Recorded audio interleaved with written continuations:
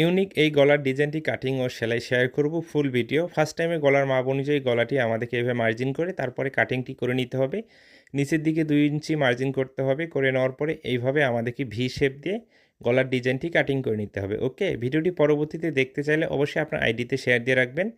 এভাবে গলাটি কাটিং করে নেওয়ার পর এখানে 4 ইঞ্চি নিচে একটি মার্জিন করতে হবে। এখানে একটি বেল কাটিং করে নিয়েছি 4 ইঞ্চি। এইভাবে গলার সাথে 4 ইঞ্চি নিচে এই ডিজাইনের কাপড়টি আমাদেরকে সেলাই দিয়ে অ্যাটাচ করে নিতে হবে। আশা করি কাটিং ও সেলাইটি খুব সহজে আপনি শিখে নিতে পারবেন। এরপরে মূল বডির পার্টটি নিয়ে এইভাবে গলাটি রাখতে হবে। রেখে সাধারণভাবে আমরা যেভাবে সেলাই দিয়ে একটি গলা তৈরি করি সেমভাবে এখানে 2টি সেলাই দিয়ে গলাটি আমাদেরকে অ্যাটাচ করে নিতে হবে। ওকে, এতটুকু অংশ সেলাই করে কাটিং হয়ে গেলে ভিতরে কাপড়টি আমরা কাটিং করে নিব।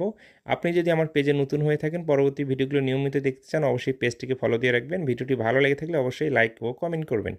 এরপরে গলার পট্টিটি উল্টে আমরা একেবারে ভিতরের দিকে দিয়ে দিব। দেওয়ার পরে এখানে কট ফিতা নিয়েছি। এইভাবে 2টি কট ফিতা একেবারে ভিতরের দিকে দিতে হবে এবং এই সাইডেও 2টি কট ফিতা আমাদেরকে সেমভাবে দিয়ে দিতে হবে।